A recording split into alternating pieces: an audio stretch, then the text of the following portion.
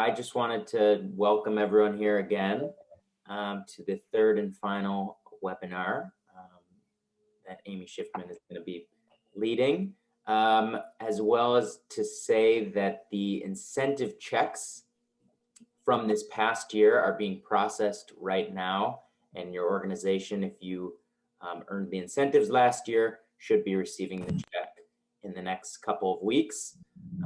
So that's one thing. The other thing is that we are in the middle of producing a CYJL newsletter that we're hoping is released early July. And more news to come. But if anyone was on the Life and Legacy virtual gathering a few weeks ago, they are doing a campaign called Each One Reach One. Deb and I are sitting in on a call this Monday where they're going to be releasing some marketing materials, and I will talk more about what that looks like. But it's a very exciting campaign and opportunity for us. And it looks like some more people have rolled on in. I'm going to turn it over to you, Amy. I know you have a lot to get through. And thank you. It's all yours. I always have more to get through than we have time. That is a chronic problem in my personal and professional life, if we're getting personal, but we're not. We're going to talk about closing the gift. So we've sort of been on this arc of a journey together from identifying great prospects for your, not only for letters of intent, but also how do we know when people are sort of primed and ready to move toward confirmation of commitment? We've talked about the actual ask. So if you've been involved in the whole series, then we went to the actual ask. And what does that look like? And how do we get to the conversation? So from appointment making to what do we say once we're in the room? And where we left off was really just right there. The ask has been made. And then what do we do? Then what happens? So whether the gift is formalized or we have yet to close the gift, that's sort of the point that we're at. I'm going to share my screen and just sort of take us through some next steps here. So I want to talk about challenges, roadblocks, objections, and I want to hear from you. Your assignment or your homework from last time was to work on closing at least one gift or soliciting at least one gift. So I want to hear how that went. I do want to have us practice together some of the common objections or anticipated objections. I want to talk about stewardship. What happens once someone makes a gift, whether it's a letter of intent or a confirmation of commitment? Do you have a plan? Do you have a strategy as to what happens next? And then we'll talk about goals for the summer. So what I want you to think about right now is what happened over the past month or so. And I'm going to ask you to put in the chat box, but then I might ask you, I'm actually going to stop share so I can see you while we do this. What I also want to have happen right now, if anyone is willing, is just to talk about some of those experiences, what's happened. So here's the first question, and you can just put your answer in the chat. And then if someone wants to volunteer to talk a little bit more about their answer, that would be great. But have you attempted or made it an appointment or actually solicited a confirmation of commitment or a letter of intent since we last spoke in the past month or so? Any movement? I'm opening up my chat box to see. So any movement, and you can be honest. If it's a no, it's a no. But have you attempted to make an appointment to meet with a donor in the past month?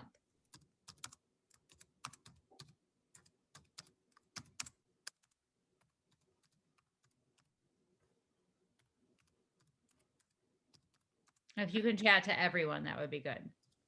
So just put your answer in the chat. I'm not seeing anything yet. A quiet month.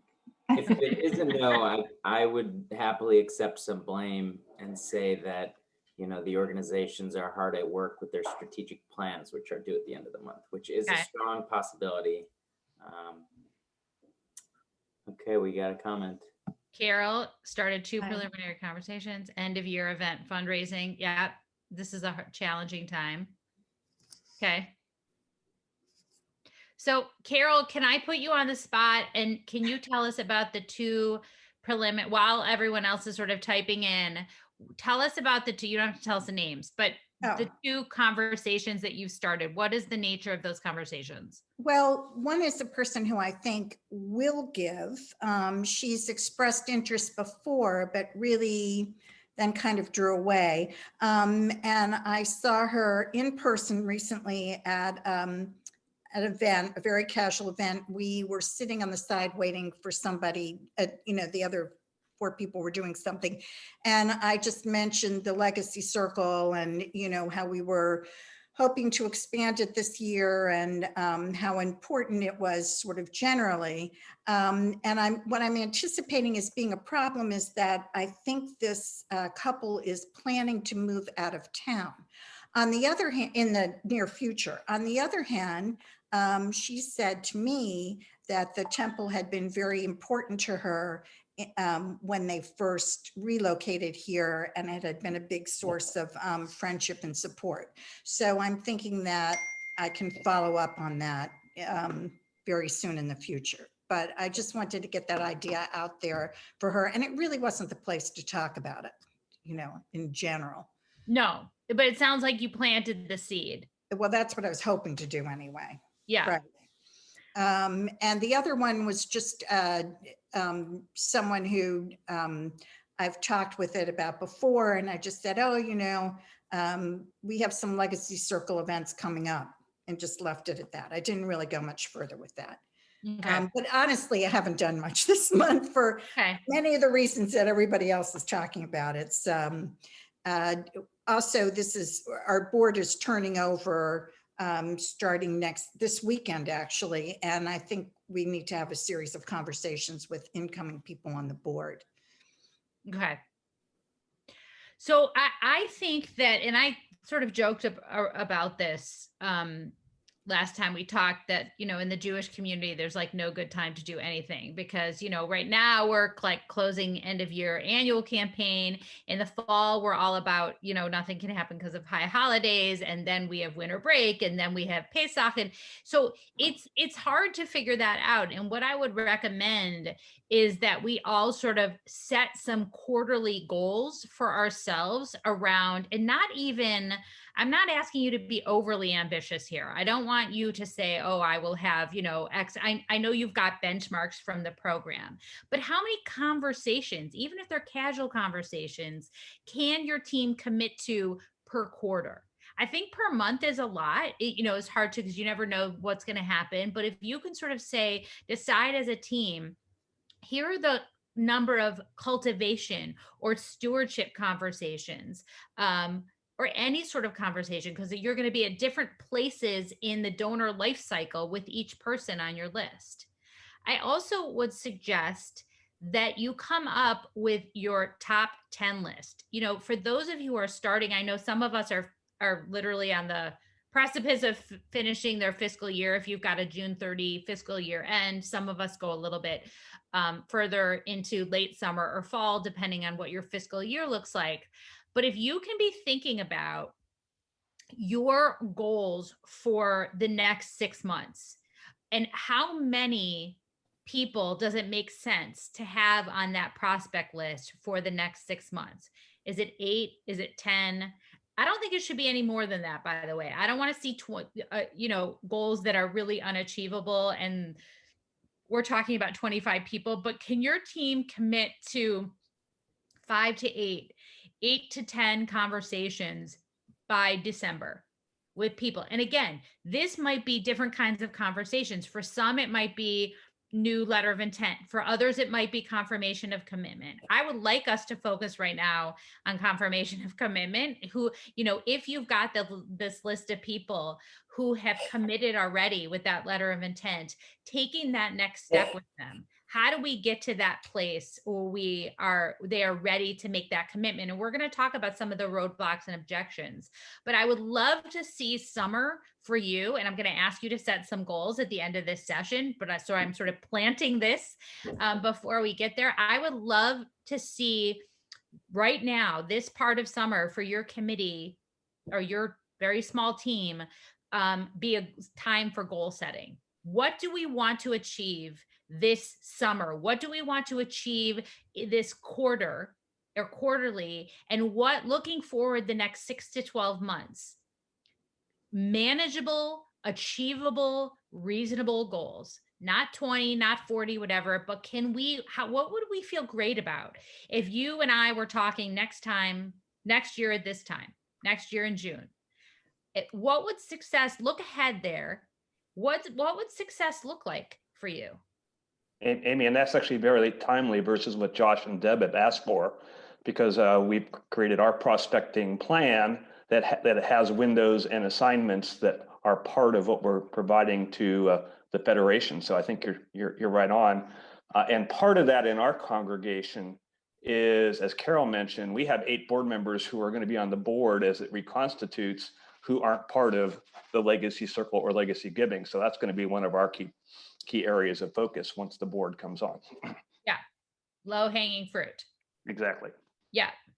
And again, I think what tends to happen at the committee level, and, as someone who's worked within Jewish organizational life myself before functioning as a consultant, I was as guilty of this as anyone else, is that the committees spend a lot of time talking about marketing, talking about some kind of a grand plan, talking about materials. And those things are important. I'm not saying they're not, but for the donors who are really close to you, it isn't about the brochure. It isn't about the perfectly written case for support. I mean, we need a case. We need to be able to articulate what's going on.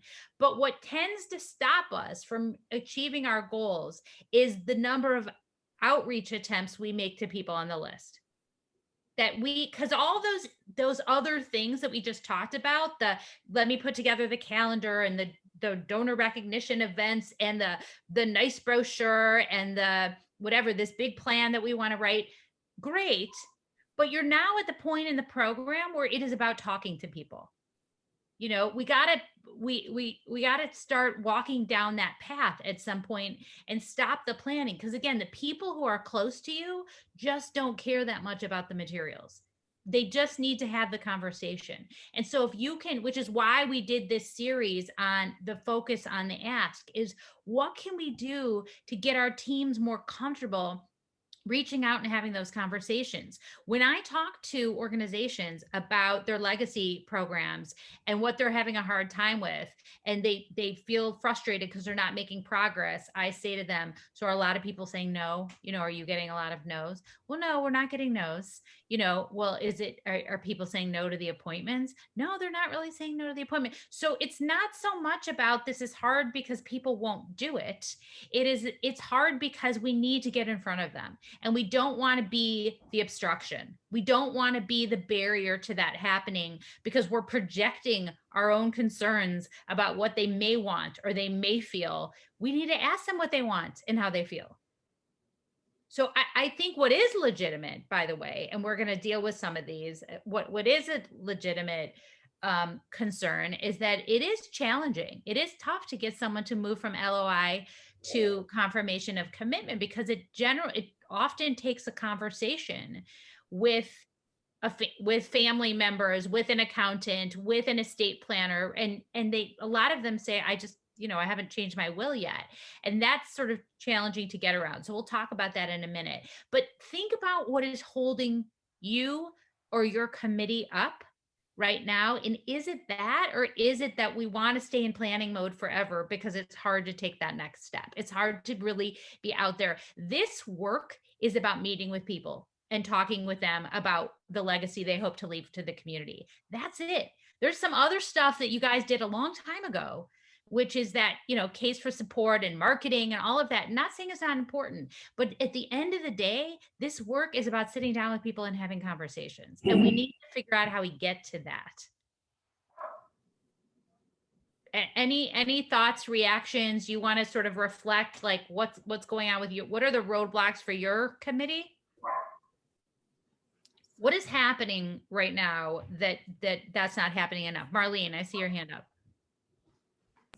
Yeah, I just put it in the chat. We are having obviously a once in our human lifetime 200th anniversary capital campaign, not to mention another synagogue is doing that, and the entire Jewish bicentennial is going on.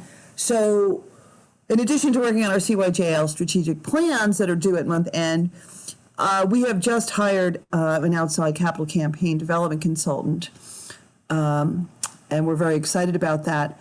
But we are working closely to make sure that there is the proper care and planning and effort occurring with those potential large and generous capital campaign donors. I mean, we don't have a membership. I'm in the cemeteries, Jewish cemeteries. Yes. So Yes. we don't have a membership. We don't have alumni. So we're kind of in a different category than most of the other groups. But I think it's been known as really important that we have to make sure we know who is going to be targeted privately and quietly, and then more in the public end. And then we want to see, obviously, we have people who are obviously CYJL donors, but on our prospects. So our prospects list, we originally had lists of 25 or 50, and then the targeted ones are probably closer to a dozen. We did have one new person join our committee in the past 9 months. He's the president-elect of the organization. But we are also looking to get a new board member who is much younger, also on our committee. That's one of our goals. But having said all that, the capital campaign is something that we have to be working very carefully and in tandem with. So that's sort of a unique. It's not unique if the whole Cincinnati Jewish community is doing the bicentennial, but that's something that we're spending a lot of time and energy in doing. And I'm still having the committee members work on the unconverted COCs. So that's sort of where we are in June of 21. Yeah. And for those of you who have a second line campaign or a third line campaign, because some of us have annual capital and legacy / endowment, thinking about how we work more holistically as committees. Like I was just talking to an organization yesterday that's the legacy committee is separate from the major gifts committee on annual campaign. And when we talk about integrated asks, if you're going to sit down with someone to talk about a capital gift, it might make sense to talk to them at the exact same time about a legacy commitment. And that does need some coordination. People don't want you to come back to them 3 times in a year. Right, and there may be people who are going to be making those capital campaign acts. Some of them are obviously on my CYGL committee, but not all of them. And so that's where the education comes in. And we're going to benefit from the feasibility study of the campaign and specific donors. And one of the things that they're going to be providing is coaching on asking language. So that can only help all of us across the board in the development world. Anyone else want to share sort of where their team is at and maybe what the roadblocks are?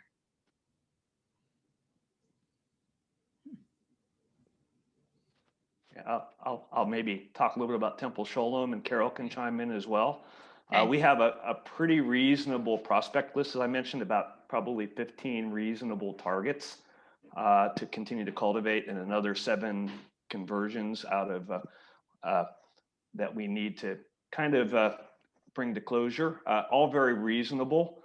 I think the challenge in our organization is a couple of fold. Number one is longer term continuity. Our board hasn't been that engaged in this process or development overall. Amy, to your other seminar that you just gave that wasn't CYJL, and trying to raise that engagement in ambassadorship advocacy and asks is, I think, going to be critical for Temple Sholom's continuing effort in legacy and development activities.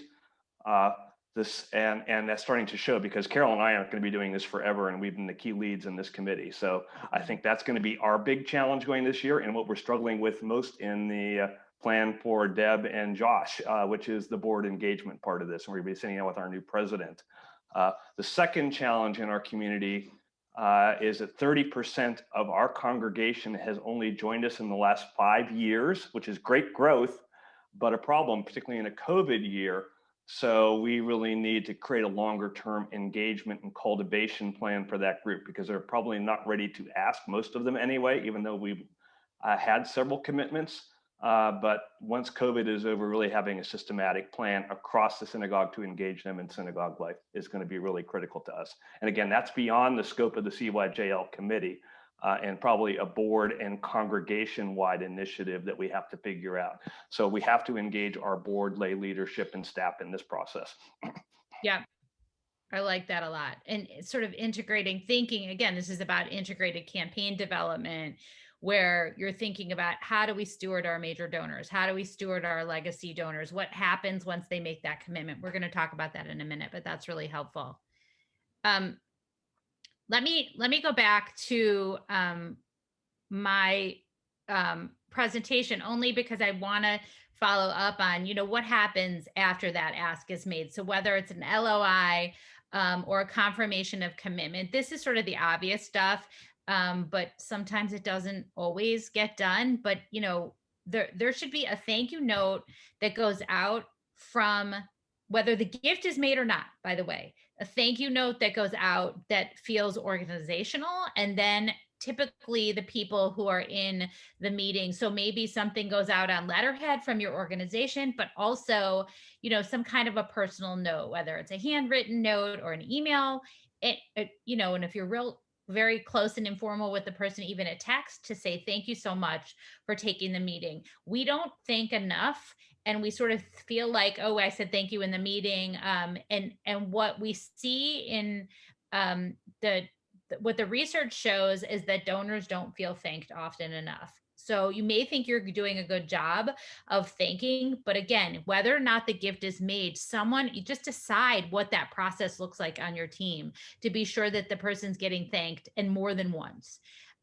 Second is, we talked about this at the end of last time. What is the plan for follow-up? So if someone says to you, I've got to go back and talk to so-and-so, I would want to, right there in the meeting, be able to say to them, that is great. I totally understand. If I call you at the beginning of July, is that enough time for you to have those conversations? Because then it's not awkward for you to call at the beginning of July. It is awkward to call 2 weeks from now if that person was really thinking, I need 2 months. So you've got to establish that at the end of the meeting and make sure that there is that plan for follow-up. And then actually do it. Make sure that someone calls them. If you say, can I contact you around July 15th? We want to make sure that actually happens, and that they know that there's someone following the process.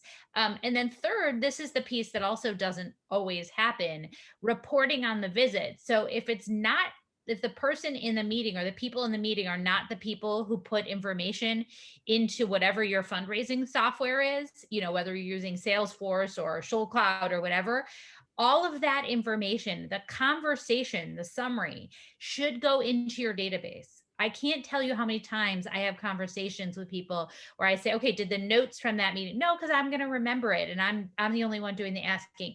The organization needs that institutional memory documented somewhere. So if someone mentions, oh, now's not a good time because a family member is ill, or now's not a good time because I have kids going off to college, whatever it is, that even things that seem insignificant, I would like that to go into your database. That is part of what major gift development is about, is collecting information about what your donors care about, how they feel, what's going on in their lives, and that information gets translated, so that if someone's going through a tough time, maybe we pull them out of the annual campaign mailing that was just about to go out. Right? That these things are not segmented and siloed, but that we're all talking to each other about what's going on in this donor's life, and it makes us a better steward.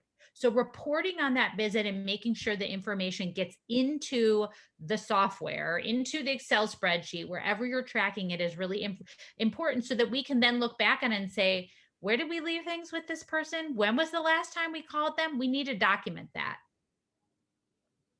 Josh, let me know if there's a question, because I see it kind of popping up, but I can't see the chat box. There was just a good news update from Martin that they have a new database system that's going to be online for the first time by month end or early July. Hooray. Oh, I love that. Oh, yeah.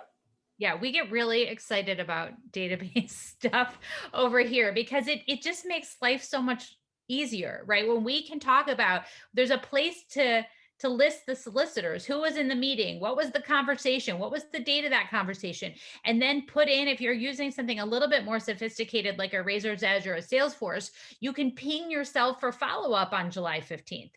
The system can do that and say, oh, you're supposed to call Amy Schiffman because she said she would have talked to her estate planner by then. Okay, that's the kind of sophisticated process we want to see going on here. And the more sophisticated we are, and the more we move out of sort of like mom and pop shop mentality or functioning, the donor trusts us. We're credible. We do what we say we're going to do. We follow up when we say we're going to follow up. We answer the questions that they needed asked. So we're all the representatives. If someone's going to leave something in their will to the organization, they want to feel like it's a credible, sophisticated operation. And we can communicate that. Okay, let's move into some of these common objections and scenario planning. I want to address moving from LOI to COC. I want to be able to address asking for an increase. And Josh brought up something which was the issue of being able to reaffirm the confirmation of commitment. If you've had a LOI or a COC for a couple of years, people make changes to their estate plans. And so our job as steward is, I mean, and sometimes, you know, if someone in their 50s or 60s makes a commitment like this, we might need to steward that gift. I mean, it sounds crazy, but for 40 or 50 years, there has to be a plan. I mean, God willing, this person lives a really long time, but how do we stay in their lives? So that's when why I talk about the need to put notes into the database. I can almost guarantee someone beyond you is going to be stewarding this relationship if this is a younger person who's making the gift. And so you can't take that information in your brain with you when you move to Miami or whatever you're going to do next. You know what I mean? So we've got to make sure that that information is stored somewhere and the next person benefits from all the conversations that we've had. Okay, let's dig into some of these. And I'm going to ask you, and if you're willing to come off Zoom, I mean, come on to video, those of you who are not on video right now, and help us work through some of these case scenarios. I would love to see your faces. So I brought this one up a minute ago. If you get a response, you've asked for a formalization of that commitment, and the response is we haven't met with our accountant or estate planner yet. I feel like we can probably do that in the next couple of months. What's your response to that? How do you respond to that kind of, which is not really an objection, right? But it is a response. So I'm going to randomly choose someone to respond to that, and you can tell me if you don't accept the challenge. Ben, what do you say to someone who says, you know what, we keep meaning to, we haven't talked to our estate planner yet. We just haven't made that change in the will quite yet. Well, I would ask if I could follow back up and set a specific date, not to say, I'll follow back up in 3 or 4 months. Hey, let's follow up by September 1st. Maybe we can have a lunch on that date, and we can talk through this. Love that. Anyone else, would you add anything to that? Marcy, what do you say about Ben's response? I say it's a very good response. And sometimes I even say, I understand. How about I call you in a couple of weeks so that we can set a date to meet whenever you know that you're going to be finished meeting with your accountant or your advisor or your attorney. I like that a lot. Anyone else have other thoughts about how they would respond to that? The only thing that I might add, and I love that response, and it's probably what I would say as well, I would just want to get pretty specific about, like, would it be okay if I called you? I also might say, would you like a reminder to contact your estate? Because it might be something the person's really meaning to do. And so if that feels intrusive, then they could say, no, I don't need it. But I might say, would it be helpful if I sent you a reminder in a week or two to be in touch with your estate planner? Or is that something that you don't want me involved with, kind of a thing? I mean, sometimes people are well-intentioned and they just don't remember to do it. And I'm happy to help them remember to do it because it benefits the organization. So I think you have to weigh your relationship and how comfortable you are saying something like that. But sometimes I just say, can I offer you a reminder in 2 weeks? Would that be okay to check in with you? Okay. Let's do the next one. Unless anyone has. Deb, Josh, did you like those responses to that last one? Okay, we're satisfied. We want to leave everything to our children. So we don't know how much help they're going to need. So it's hard for us to say what, and if we're going to do something in our will, because we really do want to leave everything to our kids. Hannah, what do you say to that? Thank you, because I have thoughts and questions on this Okay. one. So the place I'd like to go from here is to talk about, and I'm actually not even quite remembering the term right now, but I believe it's an ethical will.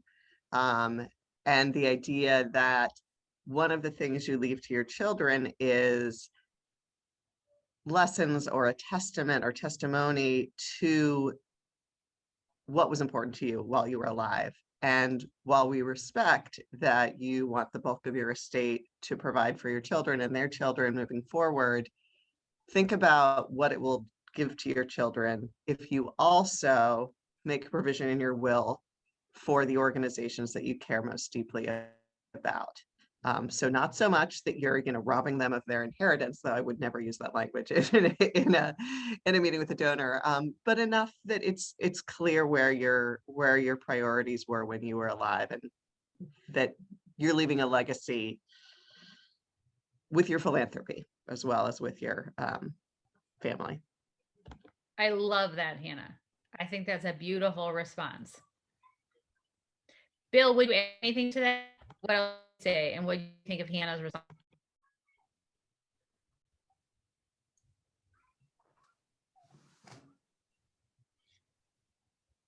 Did you hear me, Bill? I did not. Okay. I said, what did you think of Hannah's response, and would you add anything to that? I think Hannah's response was brilliant. The other thing that I would suggest people consider, and I've tried this, think about the next 5 to 7 years. Because trying to plan for the next 50 years or for events that could take place 50 years from now is really beyond our comprehension. We have no idea. But I'm sure when you talk with your professionals, what they say, it's what I say as an estate planning attorney. Let's focus on the next 5 to 7 years. Mm-hmm. First, take a look at your kids' needs over the next 5 to 7 years. If God forbid something were to happen, how much do you think they need? Do you think that putting 5% aside for charitable purposes would not only benefit them, but also benefit charities about whom I suspect you've been donating to over the last 20 years with equal fervor? Second, think about this concept. One of the things you want to encourage your kids to do is to participate charitably. You can leave a legacy in their honor, which in effect credits them with having participated. You're relieving them, using your assets, of having to use assets they would otherwise have to come up with to be charitable. You can help them be charitable. This endowment gift that you're making can be made in their honor. They're going to be recognized for it. Why not consider that? Beautiful. Beautiful. And I liked where you went with that, which is sort of course, your children should be the beneficiaries of your estate. And how would they be with 95% of your estate or 98% of your estate? And is it possible that 3% or 1% might, come to an organization and that would be your legacy? So I think that's a brilliant opportunity to say that. And it reminds me, for those of you who have done this and who feel the same way, this has to be authentic, but I love using feel, felt, found for almost any objection. I understand how you feel. I felt myself, and what I have found is that I am also concerned about, I really am concerned about leaving for my children what they need, but I feel really good about the fact that I have left 3% of my estate to the congregation or whatever it is. So I think if you could, again, that has to be authentic and not something that we make up if it's not true, but remembering the feel, felt, found. I understand how you feel. I have felt that way myself. And what I have found is I feel good about what I did, and yet I feel that I have really provided in a meaningful way for my children. Any other question? Thank you, Hannah and Bill. I thought those were great responses. Any other thoughts or questions about this one? Okay, you all are very good at this. Very good. Let's go to the next one and see who wants to play this one out. We've already made provisions for other Jewish organizations in our will. We've already kind of done this, and yes, this is important to us, but we've already been through this process with our estate planner. What do we say to that? Who wants to take a shot at this one? Marlene, what do you say to this one?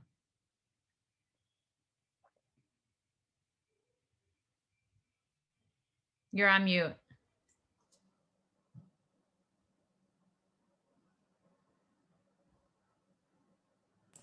Sorry, I got lost. We are so grateful for your philanthropy and plan giving to other parts of the Jewish community. However, your participation in our Friends campaign, our cemetery rededication, and coming to our series seems to suggest an ongoing interest and belief in the work that we do. Is there any way that we can talk about the possibility of an option of some gift with us that feels right for you? I like that. We're not trying to take away from anyone else. We're celebrating the fact that they have committed part of their estate to the Jewish community. That is fantastic. We're asking to be considered as part of that legacy. I like that a lot. David, anything you would add to that? We have to unmute you. I think it's important to say that we're asking you to consider your thoughts about the benefits you've had by being part of our organization. Mm-hmm. And could you consider increasing the number of organizations that you can benefit? Yeah. Yeah. I mean, I will tell you that the average individual who's left something to charity in their will has left to between 5 and 7. It's a lot. It's more than you think it would be. 5 to 7. So, Amy, quick question. Yeah. Is that statistic and data, is that a Jewish communal giving, or is that across the board in philanthropy? It's across the board. Amy, don't you think also that you could give them other ways to give if they don't want to change their will or amend their will? Because sometimes that's a process and it's expensive and it just takes a while. Yeah. So there might be other ways to do it. You could tell them about IRAs, you could tell them about just different things. I'm not the expert on all that, but give them other options, be informed and have that so that makes it easier for them to want to do it or add your organization. I think that's an excellent suggestion, that if you feel that the holdup is like, we've already done this estate planning thing, not that you're not one of my priorities, but I can't go back there. I can't do that again. Right? Then that's a great suggestion. And not only that, but I would want to be prepared to say, and I know someone I could connect you to who would make that really easy. Because if we just say, insurance policy or, whatever, and that person, again, that might still sound overwhelming. Like, I have no idea how to do that, but if there's, and I'm sure Deb and Josh have resources, if we can say, and there's someone at the Federation who would make that really easy for you, kind of a thing, then I think that's a great suggestion. Yeah. Because most people who are giving somewhere are giving more than one place. So I think we want to make it clear that, again, it's not about wanting to take someone else off the list. It's about wanting to be added to the list. And you're right. Maybe the estate plan or the will is not the easy way for that to happen. Okay. Let's do a couple of more. And I think now I have a list. Yes. So, what do you make of this one? We're not even thinking about that kind of thing right now. With everything that's going on in the world, we're really focused on the present and giving to meet, kind of today's needs.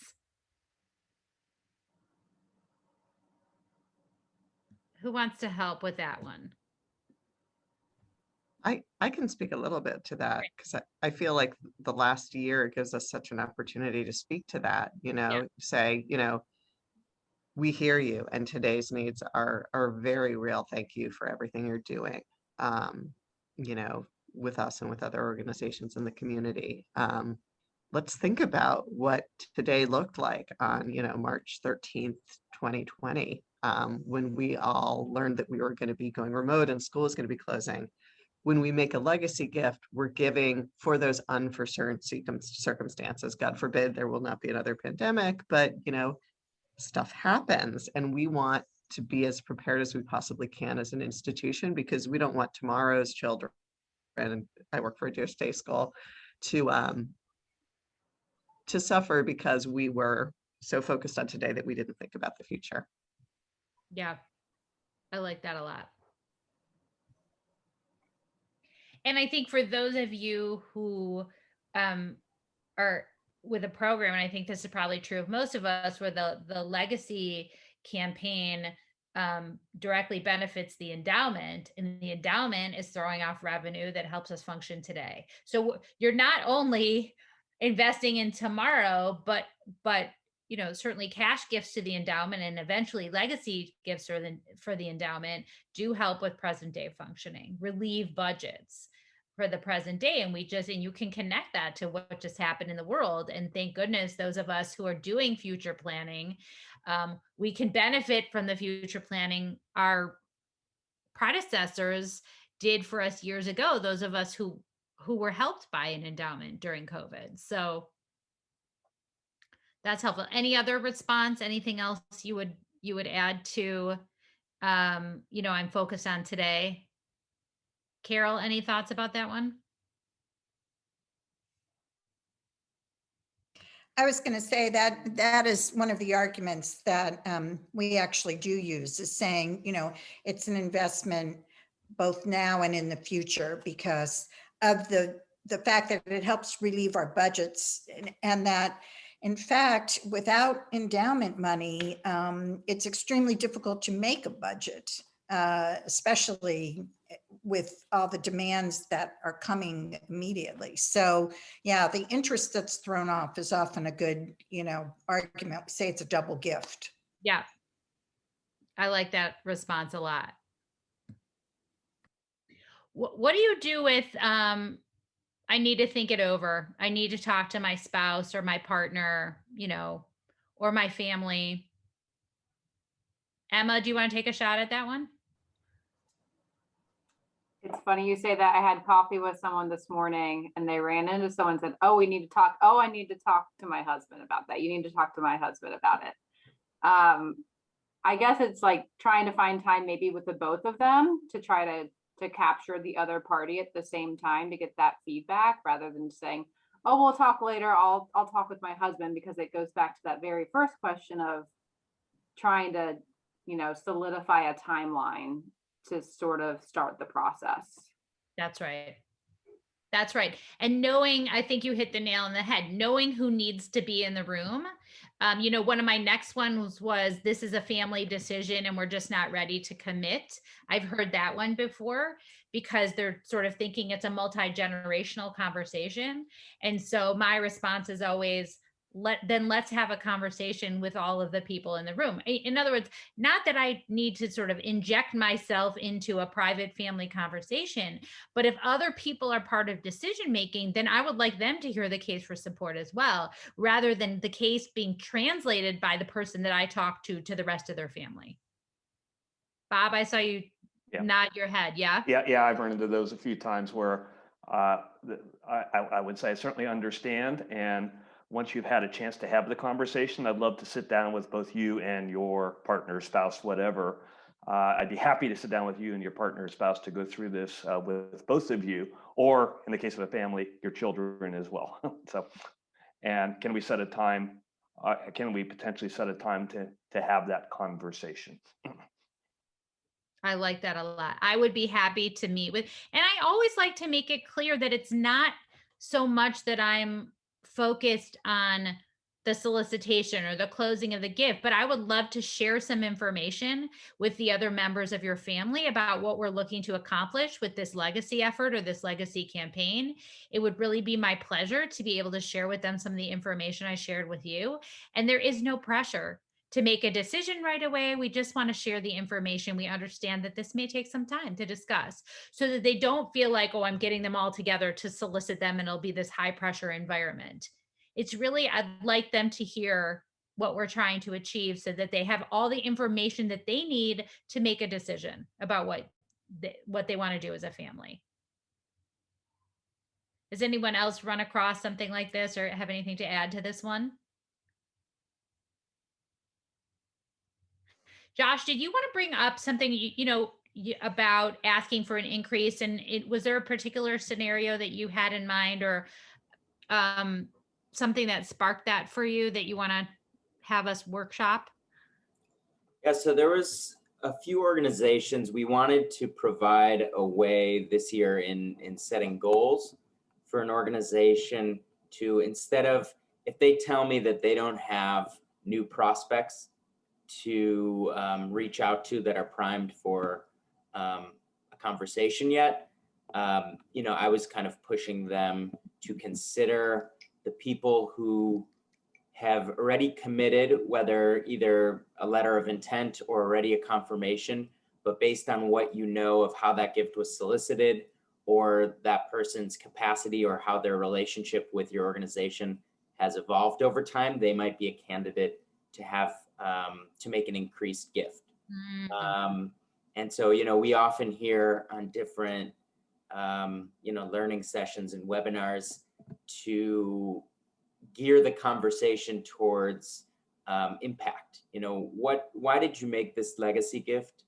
And what is the impact you want it to have? And kind of have that, that trigger word of impact be kind of the spark that gets people to see, oh, okay, this $1,000 gift, this isn't really going to do what I wanted my legacy gift to achieve. And I just, was curious if you had any thoughts about, how to steward that conversation. And that one came also from Carol and me at Temple Shalom, because it's not a conversation I've had in the university world. So it's kind of a new conversation strategy for me. And as we comb through our 65 odd LOIs and COCs, or the COCs predominantly, there's everything from percentages to larger numbers to medium-sized numbers to smaller numbers. And all these folks have differing capacities and situations. So we're trying to figure out how to start with whom on this process. So I would say, so that's a great little, issue to workshop for a minute here is, if some people got on board with that minimum $1,000 gift, but just to get the LOI in and for you to get credit, maybe that's board members, but that there's more capacity there. They are ripe and low hanging for a more meaningful conversation. And I think that you can say that to them, that, we really appreciate, your participation in this program, and we know that you made an initial commitment, I wonder if we might have some time to sit down together to talk about, and using your word, Josh, the impact you're looking to make, or the legacy that you're looking to make on this community with your gift, and explore together what the opportunities might be to do that. So treat it as if it was step one rather than the final step, and sort of talk about it as if it's that way. And ask someone if they're willing to re-engage with you to talk about the impact, and might there be a particular area that they'd like to benefit from their gift, and then you maybe have a legacy naming opportunity that is available to you, right? If someone wants to underwrite the cost of a particular program that they love, we always think about, okay, it's 20 times the annual cost of that program. They might want to be able to endow that gift, or make a legacy commitment that would eventually earn them that naming opportunity, depending on your gift acceptance policy. But I think just explore, not everybody cares about naming, by the way, but just exploring what that interest is, and picking up the conversation as if they just took that next step. How do you feel like that would land? Are you going to say something else, Josh? I was just going to kind of build on that and say, when I think about the conversations that I would think would be required to get someone to make an increased gift, I think back to people that maybe you asked for a legacy gift before kind of going through the proper cultivation process. And so kind of getting them to go back and make an increased gift is really going back to step A, and really making sure to bring them along this process, strengthen that relationship, and get them to a place where it's only natural for them to then increase their gift. Yeah, to me, it almost feels like if you will, a continuation and build on the cultivation that's already existed, but not necessarily an immediate ask. And that's what I've been struggling with, is you can go back and you have to take some guesses as to what some of these valuations are, because a lot of them are percentages. And the way in is what I'm kind of struggling with, the way into that conversation. And impact is I think, one of the case points. But I was thinking maybe you circle back in and say, I just wanted to check in on your commitment, your current estate planning process, anything we can do to help, anything you want to know about Temple Sholem. I'm trying to figure out the right way in for a pretty broad array of donors I think you have an opportunity, as we kind of emerge out of, what is hopefully the tail end of this pandemic. Who knows, but let's hope. I think you have an opportunity to talk about what, if someone didn't make that gift in the middle of the pandemic, and I don't think that many of those were happening in the middle of the pandemic, but let's just say it was the year before, a few years before, I think you have an opportunity to say to someone, I'd love to sit down and talk to you, given that you are a legacy donor to the organization, about what's happening now and what our vision for the future is. Yeah, I was going to say, it almost like you have to create a case based on vision, and expand and being able to support that vision in a more impactful way. Again, a more board and synagogue level case that needs to be built here. I have a theme at Temple Sholem right now. So. Well, I think, yeah, go ahead. I was going to say, Bob, also to speak to how do you know what that percentage is? On the back of the COC, if they've checked a level, so, that they think that where they would fall would be between, 100,000 and 250, or 10 and whatever, that would give you an estimate of where they thought at the time the value of their gift to you would be, or to all the organizations collectively. So that would help let you know that. And the other thing is that, and Jim does a great job with this, especially with our major gift donors, is looking at what is the perpetual annual, if we look at a perpetual annual campaign endowment. So let's say somebody pays dues of $2,000 to you every year, and they've done that for the past 50 years. You want to make sure that that $2,000 is going to be perpetuated. So that's another piece that you're going to look at, is what is the loss? What's going to be the risk of losing that gift in the long term? And so can you get them to the point where they're leaving $2,000 to you in perpetuity? And Deb, we usually use that formula of 20 times the whatever the gift is. Yeah. Deb, I really like that. Continue your giving at the current level throughout after you've left us. I mean, not quite in those words, but using that as a basis maybe for an increased gift to say you've done that, you're going to do this in perpetuity for the synagogue by getting to this level. Right. And for your members, or for, you know, in the schools, or, you know, any of the organizations, you really have to take a look at your high level donors. Where are they today in their annual giving, and what did they leave in their on their confirmation commitment to you? Because if they're giving you $5,000-$10,000, but they've only left you a percentage of 5% of their estate, you're not going to be able to keep that gift up, and there's a big risk of what's going to happen in the future to your organization. Great tip. Thank you. Really strong. Okay, so I'm conscious of the fact that we only have 2 minutes left. So we're going to share the slides with you afterward. There are a couple of slides we didn't get to on stewardship planning that I would love for you to take a look at, because right now I'm going to ask you to put in the chat what your 1 or 2 goals are for the summer for your committee for this program. So is it that you're going to identify your top 10 list? Is it that you're going to sketch out your quarterly goals for contacts with donors and prospects? Is it that you are going to design a donor stewardship program? And if so, you might want to take a look at those 2 slides. But to be thinking about, what do we do with people? How do we sort of formalize the steps that we take after someone does confirm that gift? Because again, for many of us, we have to keep in touch with these people for years and years and years in order to retain that gift. So there has to be some sort of a formal program or some thought, a strategy to that. So take a look at those slides. But again, with our 1 minute left, if everyone would just put in the chat 1 goal that they have for this summer as a follow-up to these conversations we've been having. Okay, I see Bill's top 10 prospect list.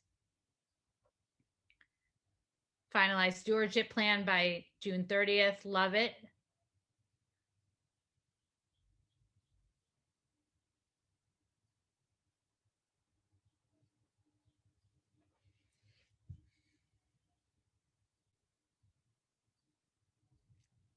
Update prospect list.